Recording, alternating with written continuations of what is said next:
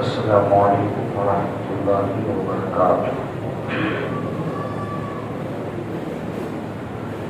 الحمدللہ رب العالمین، والعاقبۃ للمتقین، والصلاة والسلام علی افضل الانبیاء سید المرسلین وعلى آلہ وصحابہ وازواجہ وأہل بیتہ وعلماء ملتہ وأولیاء امتہ اجمعین، اما بعد فاعوذ باللہ من الشیطان اللعین الرجیم، بسم اللہ الرحمن الرحیم۔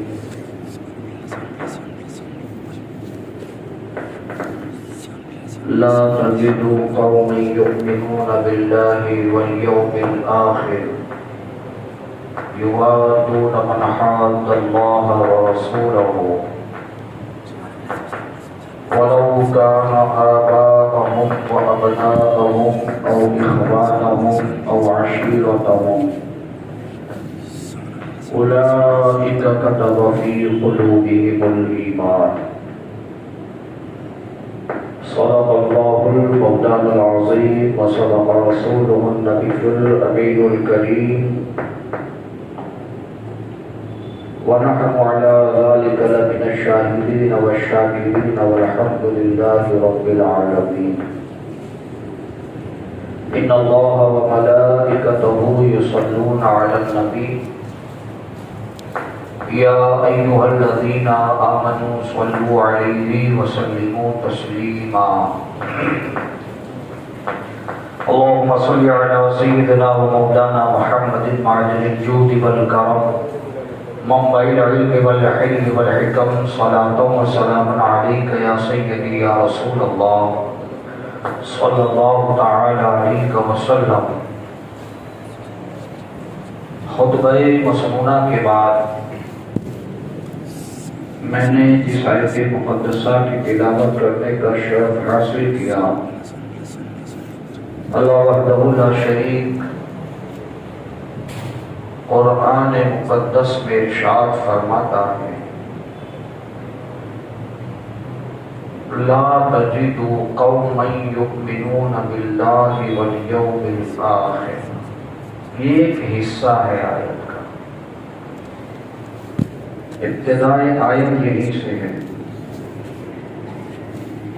اللہ فرماتا ہے، لا تجد قوما یؤمنون باللہ والیوم الآخر۔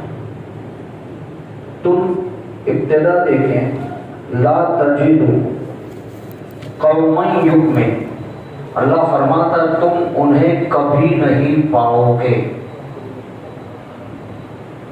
آیت کی ابتدا اس طرح ہے، تم انہیں کبھی نہیں پاؤ گے جو اللہ اور قیامت کے دن پر ایمان رکھتے ہیں۔ اللہ اور قیامت کے دن پر جس کا ایمان ہوگا وہی تو مومن ہے۔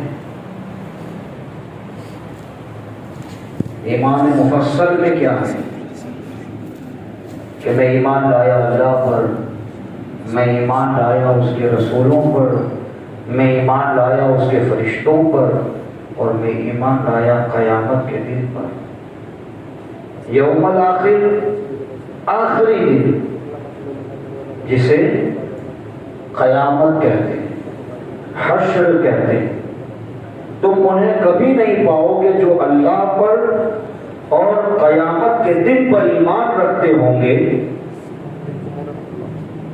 یوادون من حاد اللہ ورسولہ، دوسرا حصہ آیت کا یہ ہے، لا تجد قوما یؤمنون باللہ والیوم الآخر یوادون من حاد اللہ ورسولہ، تم انہیں کبھی نہیں پاؤ گے جو اللہ اور قیامت کے دن پر ایمان رکھتے ہیں، وہ ان سے محبت کرتے ہوں، وہ ان سے محبت کرتے ہوں جو اللہ اور اس کے رسول کا مخالف ہو، جو اللہ اس کے رسول کا مخالف ہے۔ وہ کبھی بھی اس سے محبت نہیں کرے گا جس کو اللہ پر ایمان ہے اور آخرت کے دن پر ایمان ہے۔ وہ اللہ اس کے رسول کے مخالفوں سے کبھی بھی محبت نہیں کر سکتا۔ یوادون من حاد اللہ ورسولہ، جو اللہ اس کے رسول کا مخالف ہے، وہ بندہ جو اللہ پر اور آخرت کے دن پر ایمان رکھتا ہے، وہ ان سے محبت نہیں کرے گا۔ اب آگے کا جملہ بڑا تیز ہے، آگے بڑی ٹائٹ بات اللہ نے فرمائی ہے۔ آگے رشتہ داروں کا ذکر ہے، چاہے وہ کون ہو۔ اب وہ کہتے کہ نہیں اللہ بیان کر رہا ہے ہماری، دیکھیں قرآن انسان کی فہم کے مطابق نازل کیا گیا۔ اگر قرآن حضور کی فہم کے مطابق نازل ہوتا تو ہم سمجھ ہی نہیں سکتے تھے۔ قرآن کو امتی کی ہدایت کے لیے نازل کیا گیا، تو قرآن کو اللہ نے دنیا کے محاورتاً جو الفاظ استعمال ہوتے ہیں، اللہ نے انہی لفظوں کا استعمال قرآن میں فرمایا تاکہ بندہ مومن، بلکہ بندہ مومن ہی کی کیا تخصیص، ساری انسانیت قرآن کو سمجھ سکے اور اس سے سبق حاصل کر سکے۔ آیت کی ابتدا دیکھیں کہ تو انہوں نے کبھی نہیں پاؤ گے جو اللہ پر ایمان رکھتے ہیں، قیامت پر ایمان رکھتے ہیں، وہ ان سے محبت کرتے ہوں گے جو اللہ اس کے رسول کا مخالف ہوگا، کبھی بھی وہ ان سے محبت نہیں کرے گا۔ بات یہاں ختم ہو جاتی، لیکن اللہ آگے فرماتا ہے، یہ بڑی ٹائٹ بات ہے، اللہ آگے فرماتا ہے وَلَوْ كَانُوا آبَاءَهُمْ۔ آپ کسی بھی لغت کو اٹھا کے دیکھ لیں کہ آبا سے مراد کیا ہے۔ اب کی جمع آبا ہے، کہتے ہیں باپ کو۔ وَلَوْ كَانُوا آبَاءَهُمْ وَأَبْنَاءَهُمْ أَوْ إِخْوَانَهُمْ أَوْ عَشِيرَتَهُمْ، یہ رشتہ داروں کا اللہ ذکر کر رہا ہے، چاہے پھر وہ جو اللہ اس کے رسول کا مخالف ہو، چاہے پھر وہ اس کا باپ ہی کیوں نہ ہو، اس کے بیٹے ہی کیوں نہ ہو، اس کے بھائی ہی کیوں نہ ہو، وَعَشِيرَتَهُمْ، اس کے رشتہ دار ہی کیوں نہ ہو، یہ کوئی بھی ہو، اللہ اس کے رسول کا مخالف ہے، جو اللہ اور اس کے قیامت کے دن پر ایمان رکھتا ہے اور اللہ اس کے رسول کے مخالف ہے، چاہے پھر اس کا باپ ہو، اس کے بیٹے ہوں، اس کے بھائی ہوں، اس کے رشتہ دار ہوں، وہ کبھی بھی ان سے محبت نہیں کرے گا۔ کتنی ٹائٹ بات اللہ نے فرمائی، باپ کا ذکر اللہ کر رہا ہے۔ اگر باپ بھی اللہ اس کے رسول کا مخالف ہے تو اس سے رشتہ رکھنے کی حیثیت قرآن میں کہیں موجود نہیں ہے۔ اگر بیٹا بھی اللہ اس کے رسول کا مخالف ہو جائے تو پھر بیٹے کے رشتے کی شرم بھی قرآن کہتا ہے نہ رکھی جائے، اس لیے کہ جو اللہ اس کا رسول کا مخالف ہو جائے، چاہے وہ باپ ہو، بیٹے ہوں، بھائی ہوں یا رشتہ دار ہوں، اللہ فرماتا ہر ایک سے پلے جھاڑ دو، کسی کا کام نہیں۔ اب جو اللہ اس کے رسول کا وفادار ہے، قرآن فرماتا ہے کہ اسی کے ساتھ تعلقات اور رواداری ہو سکتی ہے۔ آج میں جو آپ کے سامنے گفتگو کر رہا ہوں، میں فکر امام احمد رضا آپ کے سامنے بیان کر رہا ہوں، اور دن بھی اس صدی کے مجدد کا آنے والا ہے، بلکہ علماء اہل سنن تو صرف یہ نہیں کہتے کہ مجدد مائت حاضرہ، بلکہ آپ کے حوالے سے تو یہاں تک لکھا گیا کہ مجدد مائت حاضرہ و سنہ، فرماتے ہیں کہ اس صدی کا بھی اور اگلی صدی کا بھی کوئی مجدد ہے تو امام احمد رضا ہے، کیونکہ آپ کی تجدید، آپ کے علمی کارنامے، آپ کے افکار اور آپ کی احیاء سنیت کا کام اتنا مکمل طور پر ہوا کہ 5000 علماء کی فوج بھی جمع کر دی جائے، امام احمد رضا کی زندگی کا ایک سال بھی نہیں بنتا۔ تجدید کے کارنامے.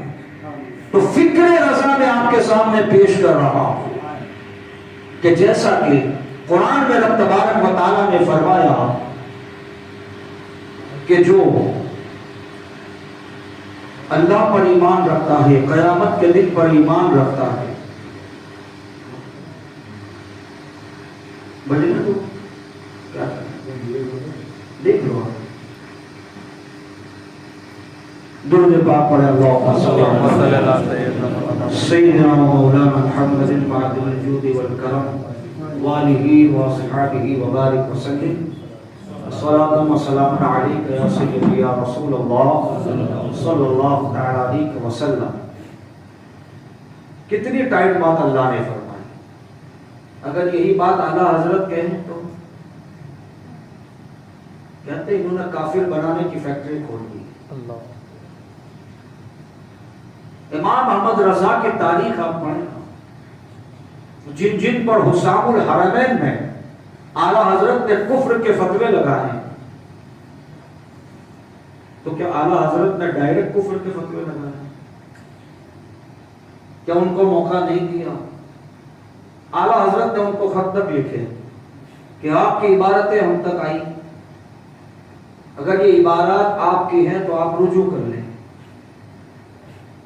تھانہ بھون بھی اعلیٰ حضرت نے خط بھیجے ہیں، گنگو بھی بھیجے ہیں اور نانوت بھی بھیجے ہیں. جواب آیا نہیں. اعلیٰ حضرت کو یہ ہوا ہو سکتا ہے کہ شاید خط ملا نہیں. اعلیٰ حضرت نے انٹرڈیسی کروایا. اس زمانے میں چلتا تھا. آج کی جنریشن میں اگر انٹرڈیسی وہ کیا ہے؟ وہ خط سے تھوڑا اور تیز. آج کے زمانے میں اسپیڈ پوسٹ. وہاں اس ٹائم پہ انٹرڈیسی چلتا تھا. کتابوں میں لکھا ہے، میں نے بھی دیکھا ہے. تو اعلیٰ حضرت نے وہ بھیجا. جب اس سے بھی جواب نہیں آیا تو اس زمانے میں، آج کے ٹائم میں جس کو ہم ای میل کہتے ہیں، اس زمانے میں ٹیلی گرام چلا کرتے تھے. یہ آج والا ٹیلی گرام نہیں جو آپ کے موبائل میں اپلیکیشن ہے، یہ وہ ٹیلی گرام نہیں ہے، وہ الگ تھا، وہ تاروں پہ جاتا تھا. تو اعلیٰ حضرت نے انہیں ٹیلی گرام کیا. اب ٹیلی گرام تو شیورلی ہوتا ہے کہ اس کو مل گیا. جیسے ہمارے یہاں کیسا ہوتا ہے، واٹس ایپ میں ایک کلک ہو تو پہنچ گیا ہے، 2 کلک ہو تو اس کا نیٹ چالو ہے، اور دونوں بلو ہو جائیں تو اس نے دیکھ لیا ہے. اسی طرح کی پوری فارمیلٹی اور پروسیجر ٹیلی گرام میں ہوا کرتی تھی. ریسیو بتایا جاتا تھا کہ اس کو مل گیا. اس کے بعد بھی انہوں نے اپنی عبارات کا جواب نہیں دیا. پھر بھی اعلیٰ حضرت نے فتویٰ نہیں رکھا. اعلیٰ حضرت نے ایک روایت کے مطابق 33 سال انتظار کیا، اور ایک روایت کے مطابق 42 سال انتظار کیا. جب جواب نہیں آیا تب امام محمد رضا کی اب ذمہ داری بنتی تھی کہ جنہوں نے رسول اللہ کی شان میں گستاخی لکھی، جنہوں نے شان الوہیت میں گستاخی لکھی، امت کو اس پر یہ بتانا تھا کہ اگر ان لوگوں کے پیچھے چلو گے تو تمہارے ایمان بھی برباد ہو جائیں گے، تمہاری آخرت بھی برباد ہو جائے گی. تو امام محمد رضا نے یہ بات لکھی تو کیا غلط لکھا؟ قرآن کی آیت موجود ہے کہ چاہے تمہارے باپ ہوں، تمہارے بیٹے ہوں، تمہارے بھائی ہوں، تمہارے رشتہ دار ہوں، کوئی بھی اللہ اس کے رسول کا مخالف ہے تو پھر اس سے کوئی تعلق نہیں ہو سکتا. جب بندہ اس معیار پر اتر جائے کہ اللہ اس کے رسول کے مخالفوں کے ساتھ دشمنی ہو، اللہ اس کے رسول کے محبوں کے ساتھ دوستی ہو، جس کو حضور فرماتے قرآن حدیث پاک میں کہ الحب فی اللہ والبغض فی اللہ، محبت بھی اللہ کے لیے اور دشمنی بھی اللہ کے. کوئی نفس شامل ہی نہ ہو اس میں کہ مجھے کسی سے محبت ہے تو صرف اللہ کے لیے. اللہ کے لیے محبت کا کیا معنی ہے کہ بھائی کسی سے محبت کی جائے تو اللہ کے لیے، اور کسی سے دشمنی بھی کی جائے تو اللہ کے لیے. اللہ یہ کہاں کہتا ہے کہ تم دشمن بناؤ؟ تو اس کا معنی اور مفہوم یہ ہے کہ جو اللہ کا نیک بندہ ہے، اللہ اس کے رسول کا پسندیدہ بندہ ہے، اس سے محبت کی جائے، اور جو اللہ اس کے رسول کا گستاخ ہے اس سے دشمنی کی جائے۔ یہ حدیث پاک کا مقصد ہی اور مطلب ہی یہ ہے کہ الحب فی اللہ والبغض فی اللہ، اگر کسی سے دوستی کرو تو اللہ کے لیے، اور دشمنی کرو تو بھی اللہ کے لیے۔ لیکن آج ہمارا کیا حال ہے؟ ہماری دشمنی اللہ کے لیے نہیں ہے، ہماری دوستیاں بھی اللہ کے لیے نہیں، آج ہماری دوستیاں بھی مفاد کے لیے ہیں اور ہماری دشمنیاں بھی ہمارے مفاد کے لیے۔ یہ صاف بات ہے۔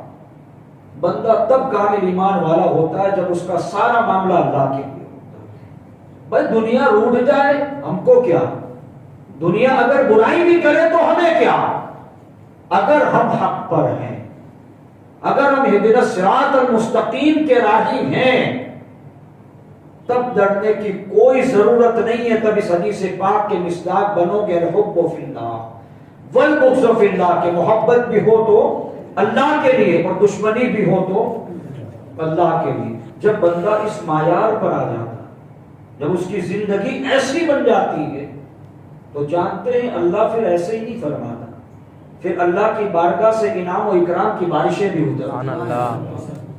جب بندہ اللہ کے فرمان پر آ جائے، جب بندہ قرآن کے مطابق آ جائے، تو پھر اللہ بشارتوں کے مزنے بھی سناتا ہے۔ اسی آیت کا آخری جملہ میں نے خطبے میں پڑھا، اللہ فرماتا اولئک کتب فی قلوبہم الایمان۔ جب بندہ ان معیار پر کھڑا اتر جاتا ہے پھر اسے ڈرنے کی ضرورت نہیں ہے، اللہ اس کے دل میں ایمان کو نقش فرما دیتا۔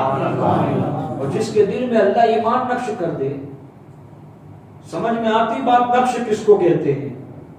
تفسیر نئی میں اٹھا کے دیکھیں، آپ تفسیر روح البیان اور مظہری اٹھا کے دیکھیں، میں سوچتا تھا نقش کس کو کہتے ہیں؟ بھائی نقش تو ایک چیز ہوتی ہے نا کہ بھائی ربر سٹیمپ ہوتا ہے، پیپر پہ مار دو وہ نقش بن گیا، جو سٹیمپ پہ ہے وہ چھپائی پہ آ گیا، وہ پیج کے اوپر آ گیا، اس کو سٹیمپ کہتے ہیں۔ آخر یہ کون سا سٹیمپ ہے جو دل پر اللہ ایمان کا لگا رہا ہے؟ تو مفسرین کرام فرماتے ہیں کہ اولئک کتب فی قلوبہم الایمان، کہ اللہ ان کے دلوں میں ایمان کو نقش کر دیتا ہے۔ اس سے مراد یہ ہے کہ بندے کو اللہ ایمان پر استقامت عطا فرما دیتا، پھر اس کا جینا بھی ایمان کے ساتھ ہے، مرنا بھی ایمان کے ساتھ۔ یہ بہت بڑی بات ہے، کسی کو پتا نہیں ہے کہ خاتمہ کیسے ہوگا۔ ہاں کوئی وہم میں نہ رہے، نہ میں نہ آپ، کہ ہمارا خاتمہ کیسا ہو۔ ساری زندگی عبادتیں کی ہوا، آخری وقت شیطان بہکا لے جائے، کوئی بھروسہ نہیں۔ خاتمہ کیسا ہو کوئی شعور نہیں بتا سکتا، لیکن جس کے دل میں اللہ ایمان نقش کر دے، جس کے دل میں اللہ ایمان کو بٹھا دے، پھر شیطان کیا اس کی پوری فوج مل کر بھی اس کے دل سے ایمان کو نہیں نکال سکتا۔ اس کے لیے اللہ اس کے رسول کے باغیوں کے ساتھ دشمنی پیدا کرنی پڑی۔ آپ سمجھ میں آ رہی ہے؟ ایمان کب نقش ہوتا ہے؟ جب اللہ اس کے رسول کے دشمنوں کے ساتھ دشمنی کی جائے، اس کے دوستوں کے ساتھ دوستی کی جائے، تب اللہ ایمان سینوں میں نقش فرماتا ہے۔ عزیزان گرامی، اقبال کا ایک شعر قلندر لاہوری کا جسے ہم نے بہت بار سنا ہے اور ہم بولتے بھی رہتے ہیں کہ محمد سے وفا تو نے تو ہم تیرے، یہ جہاں چیز ہے کیا لوہو قلم تیرے۔ اس شعر کو سمجھا کہ محمد سے، اقبال بڑے شاعر تھے، شاعر مشرق کہا جاتا ہے، اس کے دو شعر کے اندر ہے نا امت کی نبض کو ابھار دیا جاتا تھا۔ ایسے اشعار کہے ہیں، شکوہ جواب شکوہ، آپ دیکھیں آدمی دنگ رہ جائے کہ یار یہ بندہ فرنگوں میں پڑا رہا، لیکن اس کا احساس اسلام تو دیکھو، جس نے ساری زندگی انگریزوں کے بیچ میں گزاری ہے، پڑھائی کی، جرمنی میں بھی رہے ہیں، ہالینڈ میں بھی رہے ہیں، یہ سارا یوروپ ہی کے اندر ان کی زندگی کی جوانی گزری ہے، لیکن بعد میں چل کر وہ ہندوستان آ گئے۔ میں ہندوستان اس لیے کہہ رہا ہوں کہ آج وہ پاکستان ہے، اقبال کے مرنے سے پہلے ہی بھی ہندوستان ہی تھا۔ اقبال کا وصال 37 میں ہوا ہے، 1937 میں، اور پارٹیشن 47 میں ہوا، 10 سال کے بعد۔ تب وہ ہندوستان ہی تھا اور لاہور ہی کے تھے، اقبال نے یہ جملہ کہا کی محمد سے وفا. اقبال کہہ سکتے تھے کی محمد سے محبت تو نے تو ہم تیرے ہیں. محبت کا لفظ استعمال نہیں کیا، وفا کا لفظ استعمال کیا. بھائی حضور سے محبت تو ہر ایک کو ہے، جس کو محبت نہیں اس کا ایمان ہی نہیں. یہ حضور فرماتے ہیں کہ جس کے دل میں میری محبت زیادہ نہیں وہ کامل ایمان والا نہیں. تو جس کے دل میں حضور کی محبت ہے وہ ایمان والا ہے. ٹھیک ہے، تو محبت کا لفظ استعمال کیوں نہیں کیا، وفا کا لفظ استعمال کیا؟ محبت سے اونچا مقام عشق کا ہوتا ہے. محبت سے اونچا مقام عشق کا ہوتا ہے.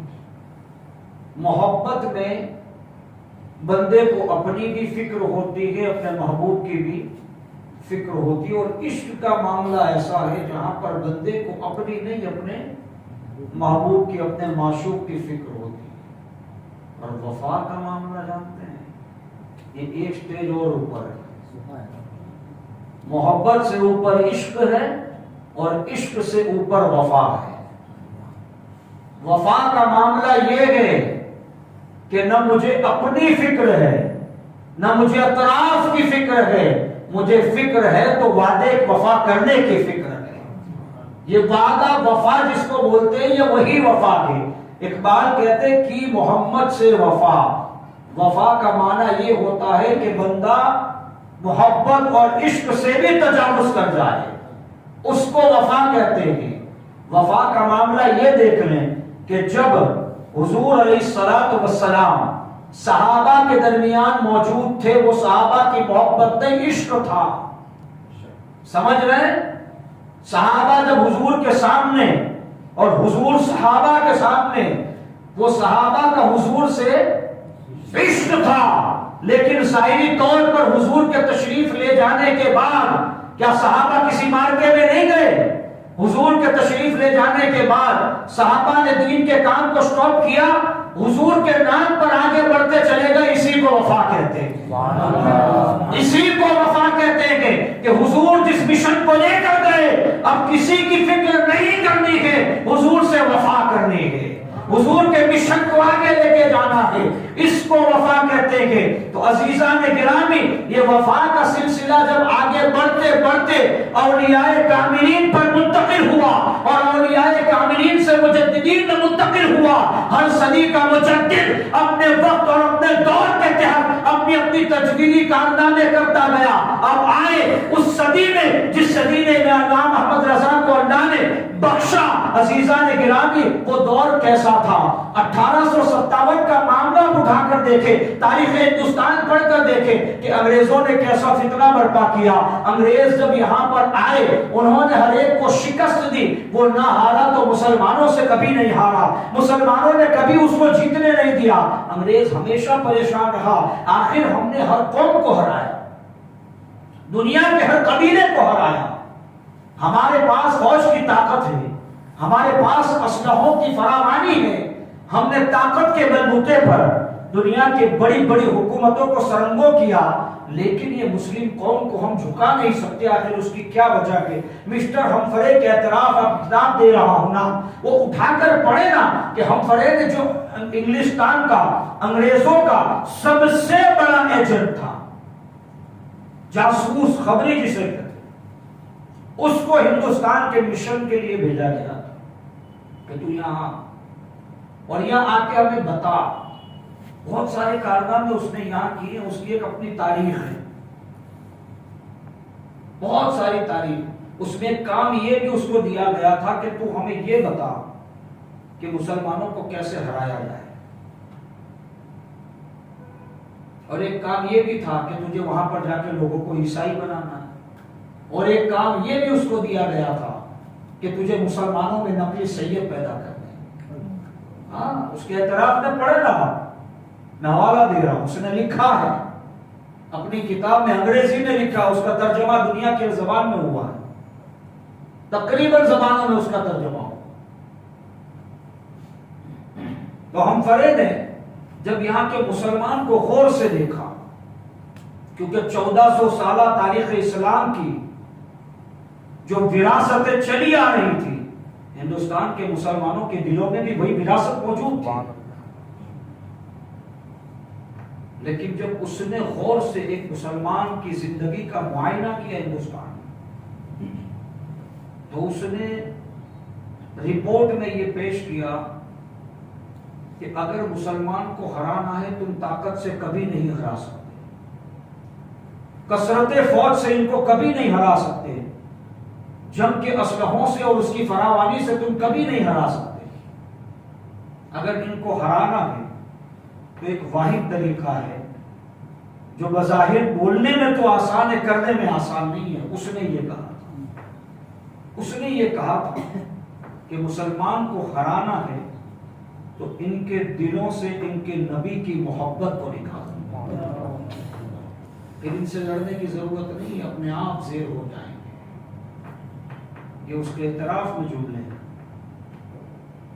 اقبال نے اسی اعتراف کی طرف یہ غمازی کی تھی کہ فاقہ کش، کہ وہ فاقہ کش کہ موت سے ڈرتا نہیں کبھی۔ مسلمان فاقہ کشی کرتے کرتے یہاں تک پہنچے گی۔ اسلام شروع ابتدا ہوئی، فاقہ کشی کا عالم تھا، فاروق اعظم کے دور میں اللہ نے سرحدوں کی اعجاز عطا فرمائی، اس کے بعد بھی اسلام عروج پذیر ہوتا رہا، کبھی نیچے بھی آتا رہا، لیکن جب انگریز آئے تب یہی حال تھا۔ تو اقبال نے اس وقت یہ شعر کہا تھا کہ فاقہ کش موت سے ڈرتا نہیں کبھی، اس کے بدن سے روح محمدی نکال دو۔ مسلمان بھوک اور پیاس سے کبھی نہیں ڈرتا، اس لیے کہ اس کے سامنے کربلا موجود ہے، وہ کربلا یاد کر کے بھی میدان میں کود جائے گا۔ وہ بھوک اور پیاس سے کبھی نہیں ڈرتا۔ اگر اس کو مارنا ہے تو آپ بھوکا پیاسا رکھ کے اسے نہیں مار سکتے، اگر ان کو مارنا ہے ان کے دل سے روح محمدی نکال دو۔ کیا مطلب؟ حضور کی محبت ان کے دلوں سے نکال دو، یہ اپنے آپ مر جائیں گے۔ اب انگریز نے اس پر کام کرنا شروع کیا اور دو طرح کا ٹولہ بنایا، دو طرح کی گروہ، انہوں نے دو جماعتیں بنائی۔ ایک ماڈرن لوگوں کی جماعت تھی، ایک بہروپیہ مولویوں کی جماعت تھی۔ ماڈرن لوگوں نے کیا کیا؟ نوجوان نسل کو خراب کیا، جیسا کہ آج ہو رہی ہے ہماری نوجوان نسل۔ اس وقت انگریزوں نے برباد کیا، آج ہم برباد کر رہے ہیں۔ صحیح تو نہیں، غلط تو نہیں کہہ رہا ہوں، صحیح ہے نا؟ ہاں تو آپ اونگلی ہلائیں، میں ڈر جاتا ہوں، ایسا لگتا ہے کہ آپ ناراض ہو گئے۔ دیکھیے، صحیح بھائی وہی ہوتا ہے جو ہمیں ہماری خامیاں بتائے۔ حضرت علی رضی اللہ تعالیٰ عنہ فرماتے ہیں، دوستی اس سے کر جو تجھے تیری کمیاں دکھائے، جو تجھے تیری کمیاں دکھائے، اور جو ہمیشہ تیری تعریف میں غلو کرے۔ حضرت علی فرماتے اس سے کنارہ کر لے، اس لیے کہ اس سے بڑا منافق کوئی نہیں۔ آپ سمجھ رہے ہیں؟ اس سے کنارہ کر لے جو ہمیشہ تیری بڑائیاں بیان کرے، اس لیے کہ کوئی انسان آج تک ایسا بنا ہی نہیں جس میں کمی نہیں ہو، سوائے نبیوں کے۔ سمجھ رہے ہیں؟ ہاں، انسان سے ایسا مطلب یہ مت لے لینا کہ حضور کی گنتی ہی نہیں ہے۔ سمجھ لیجیے، حضور کی ذات تو ایسی ہے جو وجہ تخلیق کائنات۔ اگر حضور نہ ہوتے کچھ بھی نہ ہوتا۔ پہلے انگریزوں نے جو ماڈل گروہ تھا تو انہوں نے مسلمانوں کے نوجوانوں کو برباد کر دیا۔ جو مسجدوں میں نماز پڑھتے تھے، مدرسوں میں پڑھنے کے لیے جاتے تھے، ان کو کلبوں اور پبوں تک پہنچا دیا۔ آج اسی بات کو ہمارے سامنے رکھے ہماری جنریشن کیا کرے؟ سب نہیں، اکثریت ایسی ہی ہے۔ آج ہم نے موبائل کے نام پر ان کو برباد کر دیا، آج انٹرنیٹ کے نام پر ہمیں ان کو برباد کر دیا۔ ہم نے ان کی ہر خواہش پوری کی. کبھی ہم نے ان کو یہ نہیں پوچھا کہ بیٹا نماز کتنی پڑھی, آج تو نے قرآن کے کتنے رکوع پڑھے. اس نے کھانا مانگا, ہم نے اچھے سے اچھے ریسٹورینٹ سے اس کے لیے کھانا مانگا. اس نے 10,000 کے موبائل کی ڈیمانڈ کی, ہم خریدنے گئے, 10 کا بجٹ نہیں میچ پایا, 12 کا مل رہا تھا, ہم نے 2,000 بڑھا کے اس کو لیا, اس کو دے دیا. ہم نے ہر اس کی خواہش پوری کی. اس نے گاڑی مانگی, ہم نے اس کو گاڑی دے دی. جو مانگا ہم نے دیا. کبھی ہم نے اپنے بچوں کو پوچھا کہ آج تو نے کیا پڑھا, آج تو نے کتنی نمازیں پڑھی, آج تو نے حضور پر کتنا درود پڑھا؟ کیا کبھی ہم نے پوچھا؟ آج ہماری نسلیں کس طرف جا رہی, آج ہماری آنے والی نسل کہاں جا رہی ہے, سب ہمارے سامنے روشن ہے. اگر اپنے آنے والی نسلوں کے مستقبل کو روشن بنانا چاہتے ہو تو اپنے بچوں کو دین اور دنیا کی تعلیم سے آراستہ کرو. علم ہوگا تو اسے ہر چیز سمجھ میں آئے گی, کیا جائز ہے کیا ناجائز ہے, کیا حلال ہے اور کیا حرام ہے. جس کے پاس علم ہوگا وہی اچھے اور برے کی پرکھ کر سکے گا. جس کے پاس علم نہیں ہوگا تو آپ کے بچے کو پورا علاقہ جو ہے ٹھوکریں مارتا ہوا نظر آئے. اپنے بچوں کو دین کی تعلیم سے آراستہ. تو انگریزوں کے ایک ماڈرن گروہ نے مسلمان نوجوانوں کے ظاہر کو بدل کے رکھ دیا. جن کے چہروں پر داڑیاں تھیں ان کی داڑیاں ان کے چہروں سے اتروا لی. جن کے بدنوں پر اسلامی لباس تھے ان کو پینٹ اور شرٹ اور ٹی شرٹ کے اندر وہ لے آئے. مسلمانوں کے سروں سے عمامے اتر گئے, مسلمان بچیوں کے بدن سے پردے تک اتر گئے, دوپٹے تک ان کے سروں سے اتار لیے گئے. ترقی کا نام دے کر, مغربی تہذیب اور تمدن کا نام دے کر مسلمانوں کے ظاہر کو انہوں نے اس وقت پورا بدل کے رکھ دیا. اور ایک گروہ ایسا تیار کیا جو مذہبی بہروپیوں کا تھا, نام نہاد مولویوں کا گروہ تھا, جو بظاہر جن کی لمبی لمبی داڑیاں تھیں, لمبے لمبے قبے تھے اور لمبے لمبے جبے تھے. انہوں نے بھولی بھالی سادہ لو مسلمان قوم کو قرآن اور حدیث کی ان آیتوں کو چسپا کیا جو بتوں کی تردید میں نازل ہوئی. ان آیتوں کو اولیاء اللہ پر فٹ بیٹھایا اور کہا کہ تم ان پتھروں سے مانگتے ہو. یہ آیت کب نازل ہوئی تھی؟ لات و عزا کی تردید کے اندر, جو خانہ کعبہ کے اندر جو بت رکھے ہوئے ان کی تردید میں اللہ نے آیت نازل فرمائی کہ ان پتھر سے تم مدد مانگتے ہو, نہ یہ تمہیں نفع پہنچا سکتے ہیں نہ نقصان. ان آیتوں کو انہوں نے اولیاء اللہ کی مزارات پر فٹ کیا کہ تم ان یعنی مزارات اولیاء پر جو قبر بنی ہوتی ہے وہ پتھر ہی تو ہوتا ہے. کہا کہ تم ان پتھر کے پاس اپنے سر جھکاتے ہو, یہاں جا کر تم استمداد کرتے ہو. قرآن میں دیکھو اللہ کیا فرماتا. بھولی بھالی سادہ لو مسلمان قوم ڈر گئی. شرک کا فتویٰ ان کی طرف دیا گیا, شرک کی ڈھونس دی گئی, بدعات کی ڈھونس ان کو دی گئی. اب سادہ لوگ تھے, پرانے لوگ تھے, وہ شرک اور بدعات کے حملے سے ڈر گئے. اس لیے کہ اللہ فرماتا ہے کہ شرک سے بڑا کوئی گناہ ہی نہیں ہے. گناہ کبیرہ میں سب سے بڑا گناہ کون سا ہے؟ شرک. اور شرک کسے کہتے ہیں؟ اللہ کے علاوہ کسی کو خدا سمجھ کے اس سے مانگنا, اللہ کی خدائی میں کسی کو شریک ٹھہرانا, یہ شرک ہے. اور بدعات کسے کہتے ہیں؟ کہ جو کام قرون ثلاثہ میں نہ ہوا ہو. اب قرون ثلاثہ کہتے ہیں حضور کا زمانہ, یہ پہلا, اور دوسرا زمانہ صحابہ کا, اور تیسرا زمانہ تابعین کا. اس کو کہتے ہیں قرون ثلاثہ, 3 دور, 3 زمانے. پہلا زمانہ حضور کا, دوسرا صحابہ کا, اور تیسرا تابعین کا. ان کو کہتے ہیں قرون ثلاثہ. یہ 3 دور کے اندر جو کام نہ ہوا ہو, بعد میں ایجاد کیا گیا, وہ بدعت ہے. اسلام کے نام پر جو ان 3 دور کے بعد کام کی ابتدا ہوئی, شروع ہوئی, اس کو کیا کہتے ہیں؟ بدعات۔ اب بدعات کے اندر بھی دو قسمیں، یہ الگ پہلو ہو جائے گا، الگ بحث ہو جائے گی۔ انہوں نے اسی طرح بدعات کے نام پہ، اور بدعات کی تعریف کیا ہے، بدعت کے بارے میں حضور نے کیا فرمایا؟ بخاری شریف کی حدیث ہے، حضور صلی اللہ علیہ وسلم فرماتے ہیں کل بدعۃ ضلالہ، فرماتے ہیں ہر بدعت گمراہی ہے، الضلالۃ فی النار، ہر گمراہی جہنم میں لے جانے والی ہے۔ اب کون مسلمان ہے جو بدعت کرے گا؟ بدعت تو گمراہی ہے اور گمراہی جہنم میں لے جانے والا کام۔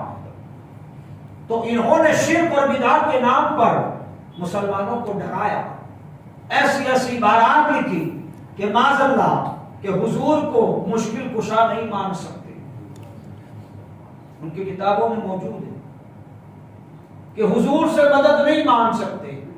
اگر حضور کے بارے میں تم نے علم غیب مانا تو تم نے صریح کفر کیا۔ فتاوی رشیدیہ میں تم نے حضور کے بارے میں علم غیب مانا تو کہتے ہیں وہ صریح کفر ہے۔ کون بندہ ہمت کرے گا اس وقت کہ حضور کے علم غیب کا اقرار کرے؟ سمجھ میں آ رہی میری بات؟ انہوں نے قرآن کی آیتیں پیش کری، احادیث پیش کری، ہر مسلمان ڈر گیا کہ کیسے ہم حضور کا علم غیب مان لے، الیاذ باللہ، حضور کو ہم کیسے مالک و مختار مان لے، الیاذ باللہ۔ ایسے ایسے عقائد رائج کیے گئے جو 1400 سال میں پہلی بار اسلام کے اندر تحریف کی جا رہی تھی، 1400 سال کی تاریخ کو بدلا جا رہا تھا، پوری تاریخ عدل بدل کی جا رہی تھی۔ جو 1400 سال کا متفقہ عقیدہ اور نظریہ تھا اس پر ہدف کیا جا رہا تھا، اس پر پنجے گاڑے جا رہے تھے، اس میں خامیاں اور چوریاں کی جا رہی تھی، سارے مسلمان ڈرے ہوئے تھے۔ اب آپ سوچتے ہوں گے کہ اس وقت اہل سنت کے مولوی تھے ہی نہیں، مفتی ارشاد حسین ناگپوری علیہ رحمہ تھے، علامہ فضل خیر آبادی علیہ رحمہ تھے، مفتی کفایت علی کافی تھے، یہ سارے اہل سنت کے سروں کے تاج ہیں، یہ بڑے بڑے مشائخ اور علماء اس زمانے میں موجود ہیں۔ انہوں نے اپنے تئیں ان کو جواب دیا کہ شاہ ولی اللہ فاروقی اس وقت موجود تھے جو ان بدبختوں کا مقابلہ کر رہے تھے، شاہ عبد القدیر بدایونی علیہ رحمہ یہ اس وقت موجود تھے جو ان بدبختوں کا مقابلہ کر رہے تھے، بڑے بڑے علماء، بڑے بڑے مفتیان کرام اہل سنت کے اس وقت موجود تھے۔ لیکن پھر کیا ہوا کہ ان کے نام کہیں نظر نہیں آتے، نام صرف امام احمد رضا کا کیوں آتا؟ ذہن میں سوال آتا ہے کہ نہیں آتا؟ اتنے بڑے بڑے اکابرین موجود تھے۔ عبد القدیر بدایونی علیہ رحمہ کے بارے میں آپ کو بتاؤں، اعلی حضرت رحمۃ اللہ علیہ کو ماریرا لے جانے والے یہ خود تھے۔ اعلی حضرت پیر کی تلاش میں گھومتے تھے، محفوظات میں اعلی حضرت لکھتے ہیں میں اچھے پیر کی تلاش میں تھا، لیکن خاتم الاکابر حضرت عبد القدیر بدایونی علیہ رحمہ مجھے ماریرا شریف لے کر گئے۔ حضور تاج الفہول ان کا لقب تھا۔ اعلی حضرت جن کو اعلی حضرت لکھتے تھے وہ ذات تھی، سمجھ رہے؟ ہم اعلی حضرت کو اعلی حضرت کہتے ہیں نا، اعلی حضرت جن کو اعلی حضرت کہتے تھے وہ حضور تاج الفہول کی ذات تھی، وہ موجود تھے۔ آپ سوچ رہے ہیں ایسے بڑے بڑے لوگ، لیکن نام امام احمد رضا کا کیوں آیا؟ وہ کہتے ہیں لڑتی تو آرمی پوری ہے، میڈل کس کو دیا جاتا ہے؟ سمجھ میں آئی؟ اعلی حضرت اس دور کے سب سے بڑے عالم تھے، اعلی حضرت اپنے وقت کے سب سے بڑے ولی تھے۔ حضرت پیر قمر الدین سیالوی علیہ رحمہ، سیال شریف پاکستان سلسلہ چشت کی بہت بڑی خانقاہ ہے۔ حضور غریب نواز کے مرید پیر پٹھان توسنوی رحمۃ اللہ علیہ پاکستان میں سرکار غریب نواز کے براہ راست خلیفہ کون؟ پیر پٹھان توسنوی علیہ رحمہ۔ اور غریب پیر پٹھان توسنوی کے خلیفہ کون؟ یہ سیال شریف والے، یعنی غریب نواز تک ان کا صرف ایک ہی واسطہ ہے۔ سیال شریف کا غریب نواز سے بیعت و خلافت میں کتنے واسطے ہیں؟ صرف ایک واسطہ ہے، یہ سیال شریف کی خانقاہ۔ پیر قمر الدین سیالوی علیہ رحمہ حضور اعلی حضرت کے دور کے ہیں اور سیال شریف کے سجادہ نشین ہیں. خواجہ قمر الدین سیالوی ان کے دادا کے آپ سجادہ نشین ہیں. آپ فرماتے ہیں میں ایک دن رات میں سو رہا تھا, میں نے خواب میں غوث اعظم کی زیارت. آپ نے صرف چشتیہ میں لکھا ہے اپنی کتاب میں. تو مجھے رات میں حضور غوث پاک رضی اللہ تعالیٰ کی زیارت ہوئی, جبکہ آپ کا مشرب چشتی تھا, آپ چشتی سلسلے سے, اور زیارت غوث پاک سے ہوئی, غوث پاک کی ہوئی. غوث پاک رضی اللہ تعالیٰ کی بارگاہ میں نے عرض کی کہ سرکار جب ہندوستان پاکستان ایک ہی تھا, میں پہلے ہی کہہ چکا, یہ 47 میں الگ ہوا. کہا کہ حضور غوث پاک سے عرض کرتے ہیں ہندوستان میں آپ کا نائب کون ہے, ہندوستان میں آپ کا نائب کون ہے اس دور کے اندر. خواجہ قمر الدین سیالوی علیہ رسول ہیں, سید ہیں آپ, حسینی سید ہیں. فرماتے ہیں کہ جب میں نے یہ سوال کیا سرکار غوث اعظم رضی اللہ تعالیٰ عنہ سے کہ ہندوستان میں اس وقت آپ کا نائب کون ہے, برجستہ غوث پاک رضی اللہ تعالیٰ عنہ نے یہ جواب دیا اس وقت ہندوستان میں میرا جانشین اور میرا قائم مقام کوئی ہے تو احمد رضا ہندی ہے. خواجہ قمر الدین سیالوی علیہ رحمہ فرماتے ہیں نام سن کر میں حیران ہو گیا, نام سن کر میں حیران ہو گیا. میں نے پھر عرض کی حضور وہ تو مولوی ہے. بات سمجھ رہے ہیں, جو آج لوگ بولتے ہیں نا ان کے لیے یہ سیدوں کا جواب ہے. احمد رضا تو پٹھان تھا, وہ تو مولوی تھا. پیر قمر الدین سیالوی علیہ رحمہ نے کہا حضور وہ تو مولانا ہے, وہ تو مولوی ہے, وہ تو حدیث اور تفسیر پڑھنے پڑھانے والے لوگ ہیں. غوث پاک کا جواب سنیں, غوث پاک کا جواب سنیں. غوث پاک فرماتے ہیں کہ اس نے اپنی ولایت کو اپنی فقہ کی کتابوں میں چھپا دیا, ورنہ اس دور میں اس سے بڑا ولی کوئی نہیں ہے. یہ خواجہ قمر الدین سیالوی کی کتاب میں موجود ہے, نہ ملے تو میری گردن پکڑنی. خواجہ قمر الدین سیالوی میں نے بتا دیا پورا سلسلہ نسب کہ کون ہے, سیال شریف کے ہیں, پیر پٹھان کوسروی کے خلیفہ ہیں اور آپ غریب نواز کے خلیفہ ہیں. سیدھا سلسلہ نسب ہے ان کا. آج بھی کسی سچ مان لو آپ نیٹ پہ سیال شریف پاکستان, یہ بڑی خانقاہ آج بھی موجود ہے, ان کے سجادگاہ موجود ہے. امام احمد رضا کا رتبہ اتنا بڑا ہے. جب یہ سارے عقیدے امت میں پھیلائے جا رہے ہیں, عام مسلمان پریشان, کرے تو کرے کیا. اب اعلیٰ حضرت نے یہ فرمایا کہ آقا کریم رؤوف الرحیم صلی اللہ علیہ وسلم کی بھولی بھالی امت, فکر مت کرنا, اپنا رشتہ اور اپنا ناطہ کبھی بھی اپنے آقا و مولا سے مت توڑنا, اس لیے کہ یہ وہ دربار ہے جہاں ہر درد کی دوا تم کو ملے گا. یہ وہ دربار ہے جہاں ہر درد کا دوا مداوا تمہیں ملے گا. اعلیٰ حضرت فرماتے یہ کہتے ہیں کہ تم حضور کو نہ پکارو. امام احمد رضا کہتا ہے نعرہ کیجئے یا رسول اللہ. اعلیٰ حضرت نے یہ درس دے دیا, یہ کہتے ہیں کہ نہ پکارو, میں کہتا ہوں نعرہ کیجئے یا رسول اللہ کا, مفلس و سامان دولت کیجئے. اور فرماتے غیظ میں جل جائے بے دینوں کے دل, یا رسول اللہ کی کثرت کیجئے.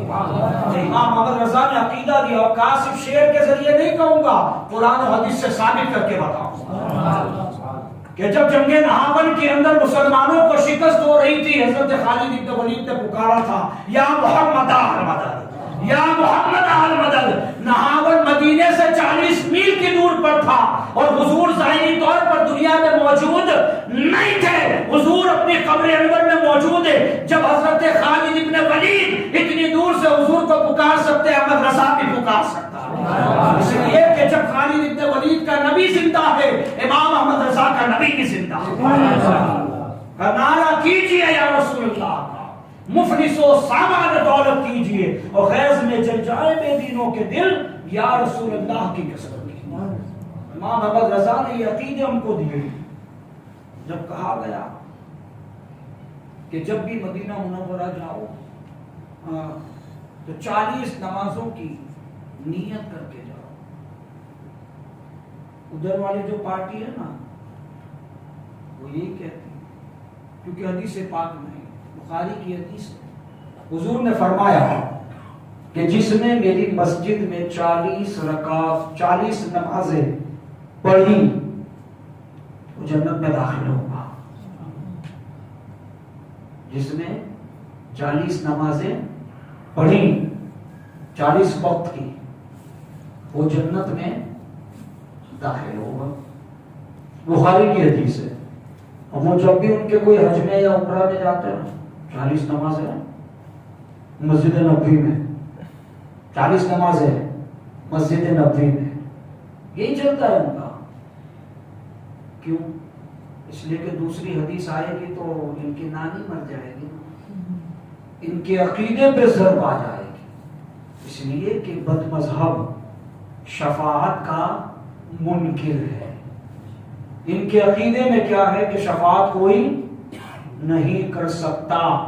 خود مولوی اشرف علی تھانوی نے اپنی کتاب میں لکھا ہے کہ شفاعت کی تم بات کرتے ہو، بولے حضور اکرم صلی اللہ علیہ وسلم اپنی بیٹی فاطمہ کی بھی شفاعت نہیں کر سکتے.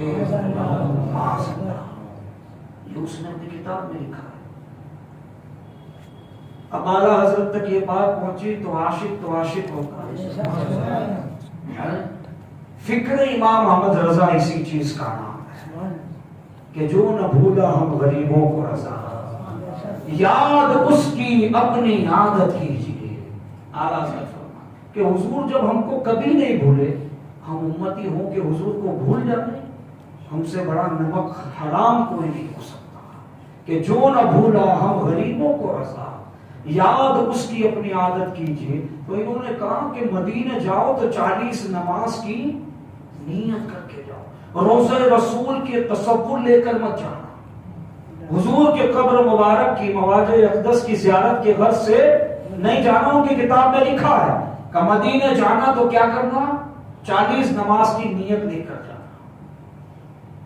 اعلیٰ حضرت فرماتے ان کے طفیل حج بھی خدا نے کرا. سبحان اللہ. تو بات کیا کرتا ہے، ان کے طفیل حج بھی خدا نے کرا دیے، اصل مراد حاضری اس پاک نے. فرماتے کعبے کا نام تک نہ لیا. دیکھیں اور فکر دیکھیں، عشق دیکھیں. کعبے کا نام تک نہ لیا، طیبہ ہی کہا. جب امام محمد رضا حج کے لیے جا رہے تھے تو آپ سے لوگ ملنے آ رہے تھے. کہاں جا رہے ہیں، کہاں جا رہے ہیں، کہاں جا رہے ہیں؟ اعلیٰ حضرت نے ملفوظ میں لکھا مدینے جا رہا ہوں، مدینے جا رہا ہوں. یہ نہیں کہا کہ حج کے لیے جا رہا ہوں. تبھی تو کہا کہ ان کے طفیل حج بھی خدا نے کرا دیے، اصل مراد حاضری اس پاک در کی ہے. اور فرماتے ہیں کیا کہتا ہے اس کے بعد، کعبے کا نام تک نہ لیا. جب پوچھ رہے تھے نا کہاں جا رہے ہیں، کہاں جا رہے ہیں، تو فرماتے کعبے کا نام تک نہ لیا، طیبہ ہی کہا. پوچھا تھا ہم سے جس نے کہ نہضت کی در کی ہے، پوچھا تھا ہم سے جس نے کہ نہضت کی در کی ہے. اور فرماتے ہیں کعبہ بھی ہے انہی کی تجلی کا ایک سر. جملے دیکھیں نا امام احمد رضا کے. اگر اس شعر پر میں بات کروں قسم خدا کی 1 گھنٹہ ہو جائے گا. کہ کعبہ بھی ہے انہی کی تجلی کا ایک سر. ایک ورڈ دیکھیں آپ، کعبہ کو سمجھ گئے، کعبہ بھی ہے انہی کی. اب لفظ یہاں سے شروع ہوتا ہے تجلی کا ایک ذل. تجلی کسے کہتے ہیں؟ ایک ہوتا ہے تجلا اور ایک ہوتا ہے تجلی. حضور کیا ہے؟ نور ہے اور بشر بھی ہے. حضور کیا ہے؟ پہلے نور ہے کہ پہلے بشر؟ نور البصر، نوری بشر. یہ اہل سنت کا عقیدہ. انہوں نے بشر کہا تو گمراہ، کسی نے نور کہہ دیا تو صرف نور نہیں، نوری بشر. اس لیے کہ حضور میں دونوں صفتیں، حضور نور بھی ہے، حضور کا جسم بھی ہے. جس کا جسم ہوگا وہ بشر ضرور ہوگا. صرف نوری وہ ہیں جو فرشتے ہیں جن کا جسم جو نظر نہیں آتے، اسے نور کہتے ہیں. اب حضور کی تخلیق کس سے ہوئی؟ نور سے ہوئی نا. اللہ نے اپنے نور سے حضور کے نور کو بنایا. امام محمد رضا کی نظر تو دیکھیں آپ، علم وسعت تو دیکھیں ان کی. کہتے ہیں کعبہ بھی ہے انہیں کی تجلی کا ایک ظل. تجلی کہتے ہیں نور کی ایک شعاع کو، ایک شعاع. اب حضور کا نور کتنا بڑا ہے کوئی نہیں جانتا، اس لیے کہ حضور خود فرماتے ابو بکر میری حقیقت کو میرے رب کے سوا کوئی نہیں جانتا. اب حضور کا نور کتنا بڑا ہے کوئی نہیں جانتا. امام محمد رضا فرماتے ہیں آپ کے نور کی ایک تجلی، ایک تجلی کا معاملہ یہ ہے کہ وہ تجلی کا جو عکس ہوا، اس کا جو ریفلیکشن ہوا، ظل کہتے ہیں سائے کو. کس کو کہتے ہیں؟ سائے کو. کا جو آپ کے نور کا ایک تجلی تھی نا، اس تجلی کا جو سایہ ہے کعبہ اس سے بنا ہے. کعبہ بھی ہے انہی کی تجلی کا ایک ظل، اور روشن انہی کے عکس سے پتلی حجر کی ہے. یہ حجر نہیں ہے، حجر اسود دیکھا ہے؟ خانہ کعبہ میں پتھر لگا ہے. اعلیٰ حضرت فرماتے کعبہ بھی ہے انہی کی تجلی کا ایک ظل، روشن انہی کے عکس سے پتلی حجر کی ہے. جب آپ حجر اسود کو دیکھیں گے نا تو وہ آنکھ کی طرح لگتا ہے. آنکھ میں جو پتلی ہے نا ایسا لگتا ہے. تو اعلیٰ حضرت فرماتے روشن انہی کے عکس سے. اب عکس تو سائے کو کہتے ہیں، عکس سائے کو کہتے ہیں، اور حضور کا تو سایہ ہی نہیں ہے. پھر اعلیٰ حضرت کہتے ہیں روشن انہی کے عکس سے پتلی حجر کی ہے. یعنی حجر اسود کو جو نور ملا، حجر اسود کو جو مقام و مرتبہ ملا، یہ صرف حضور کے عکس کا کمال ہے. ذات رسول اللہ کی بات کیا کرو گے؟ حضور کے عکس کا یہ کمال ہے کہ حجر اسود کو پوری دنیا کا مسلمان چومنے کو سعادت سمجھتا کہ جن کے عکس کا یہ کمال ہو، ذات رسالت کا کمال کتنا. حضور کے مثل تو کوئی ہو ہی نہیں سکتا. یہ امام محمد رضا کی فکر ہے جو اور آگے فرماتے ہیں اینڈ آف دا پوائنٹ، اور میرا بھی اینڈ آف دا پوائنٹ، آخری بات. امام محمد رضا آخری بات کہتے ہیں کہ ہوتے کہاں خلیل بنا کعبہ اور بنا. خلیل کون؟ حضرت ابراہیم. حضرت ابراہیم نہ ہوتے تو کعبہ تعمیر ہوتا، اور کعبہ تعمیر نہ ہوتا تو مینا ہوتا. اعلیٰ حضرت اسی کو فرماتے ہوتے کہاں خلیل کعبہ و مینا، ہوتے کہاں خلیل بنا. بنا کے دو لفظ ہوتے ہیں، ایک بنا بنیاد کو بھی کہتے ہیں، اور ایک بنا جو ہمارے عرف عام میں استعمال کر. اعلیٰ حضرت کے لہجے کو سمجھنا بہت ہارڈ ہے. صحیح بتا، ہم شعر پڑھ کے گزر جاتے ہیں، جب اس کی تشریح کی کھوج میں جاتے ہیں نا تو 50 بار پڑھنے کے بعد سمجھ میں آتا ہے کہ یہ ہے. جیسے اعلیٰ حضرت کا ایک شعر ہے، دو جہاں، وہ کہتے ہیں نا کہ مالک کل ہیں وہ پاس کچھ رکھتے نہیں.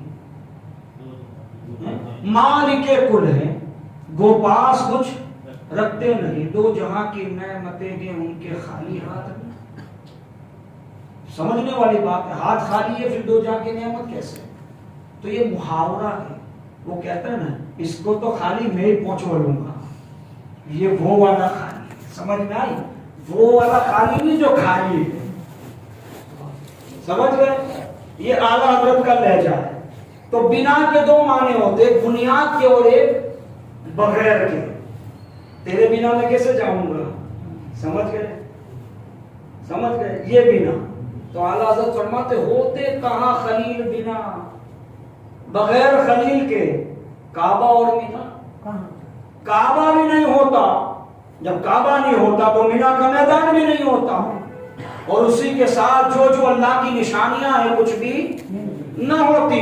تو فرماتے پھر کیا، جب خلیل نہ ہوتے تو یہ سب کچھ نہ ہوتا، تو خلیل ہوئے کیسے؟ فرماتے لولاک والے صاحبی سب تیرے گھر کیے ہیں. کہ تجھے آنا مقصود تھا تو اللہ نے خلیل کو بھی کہا، آپ کو آنا مقصود تھا اسی لیے آدم کو بھی نبوت ملی، آپ کو آنا مقصود تھا اسی لیے ابراہیم کو پیدا کیا اور انہی کی نسل سے آپ کو پیدا کیا.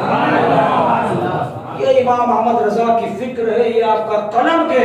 میرے عزیز و اعلیٰ حضرت نے ہمیں یہی درس دیا کہ جو اللہ اس کے رسول سے محبت کرتا ہے تم بھی اس سے محبت کرو. جو اللہ اس کے رسول کا باغی ہے، جو ان کا مخالف ہے، جو ان کا گستاخ ہے، اس سے ہمارا کوئی تعلق نہیں ہو سکتا. اور قرآن کی روشنی میں چاہے وہ ہمارا باپ ہو، ہمارے بیٹے ہو، ہمارے رشتہ دار ہو، ہمارے بھائی ہو، کوئی بھی ہو، جو اللہ اس کے رسول کا گستاخ ہے اس سے ہمارا کوئی رشتہ نہیں ہے. یہ قرآن میں نص قطعی سے ثابت ہے. اللہ کی بارگاہ میں دعا کے کہ اللہ تعالیٰ مجھے اور آپ کو فکر امام احمد رضا کی سمجھنے کی توفیق عطا فرمائے اور اسلام پر چلنے کی اللہ ہمیں توفیق عطا فرمائے. کہنے سننے میں غلطی ہوئی ہو اللہ پاک اپنے حبیب کے صدقے معاف فرمائے. وما علینا الا البلاغ. السلام علیکم ورحمۃ اللہ.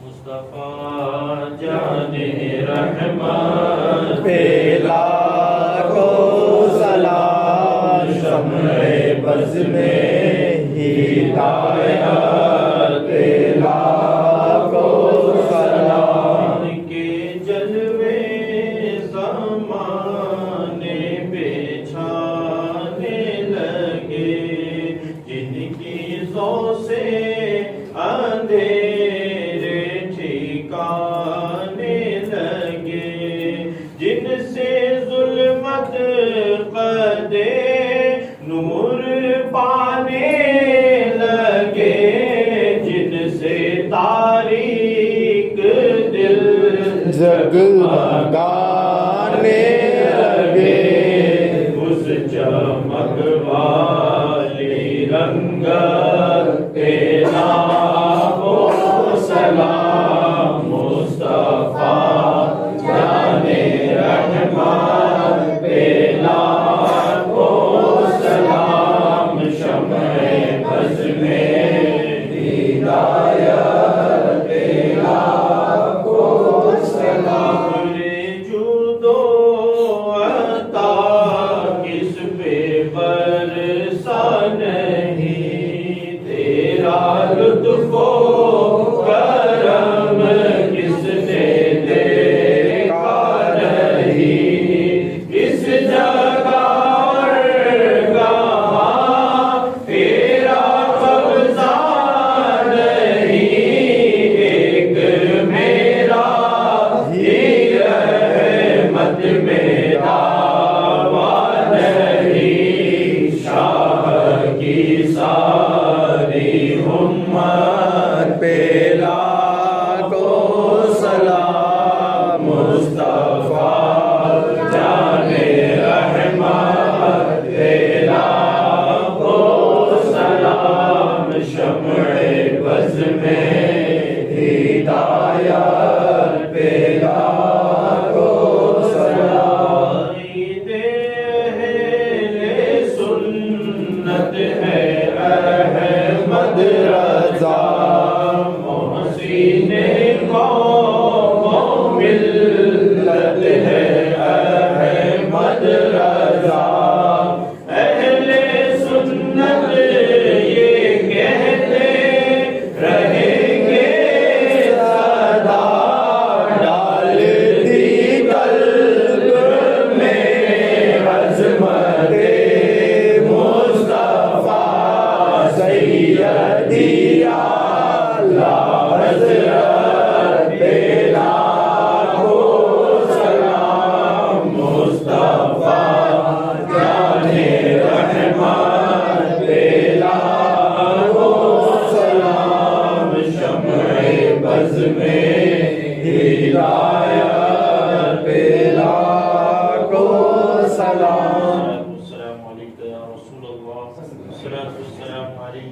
حبيب الله والصلاة والسلام عليك يا نبي الله وعلى آلك وأصحابك يا شفيعنا يوم الجزاء. اللهم ربنا آتنا في الدنيا حسنة وفي الآخرة حسنة وقنا عذاب النار. مولا کریم پاک رسول اللہ علیہ پروردگار عالم اس محفل پاک اپنی بارگاہ میں قبول فرما. آمین. مولا اس کے انعقاد میں جن جن لوگوں نے دام درہ میں قدم سخن حصہ لیا مالک مولا انہیں دارین کی سعادتوں سے مال فرما. آمین. تمام حاضرین کی حاضری کو اپنی بارگاہ میں قبول فرما. آمین. ہمارے گناہوں کو معاف فرما. آمین. ہماری خطاؤں کو درگزر فرما. آمین. پروردگار موت کو زندگی سے بدل دے, تندرستی کو خوشحالی سے بدل دے, پریشانی کو راحت سے بدل دے, زمینی آسمانی بلاؤں سے مصیبتوں سے ہماری حفاظت فرما. اپنے حفظ و امان میں ہمیں جگہ عطا فرما. ہر قسم کے آسیب اور جانوں سے ہماری حفاظت فرما. یا رب العالمین تمام ایمان والوں کی مغفرت فرما. تمام ایمان والوں کے رزق میں, عمر میں, دینداری میں برکت عطا فرما. یا رب العالمین اپنے فضل سے ہمیں بار بار اپنے پاک گھر اپنے حبیب کی پاک جاریوں کی زیارت نصیب فرما. پروردگار ہمارے سیئات کو معاف فرما, ہمارے گناہوں کو معاف فرما. یا اللہ ہم سے وہ کام لے جس سے تو اور تیرا حبیب راضی ہو جائے. پروردگار تیرے نیک بندوں کی سیرت پر چلنے کی توفیق عطا فرما. یا اللہ ہم سے اپنے گناہوں سے نفرت عطا فرما. یا اللہ ہمیں معاف فرما. یا اللہ ہم گناہگار کے ہمیں معاف فرما, ہم خطا کار کے ہمیں معاف فرما. پروردگار ہمیں زندگی میں جب تک رہے تھے اور تیرے حبیب کا گن گاتے رہے, جب اس دنیا سے ہم جائیں ہماری زبانوں پہ جاری ہو لا الہ الا اللہ. سبحان ربك رب العزة عما يصفون وسلام على المرسلين والحمد لله رب العالمين. لا إله إلا الله.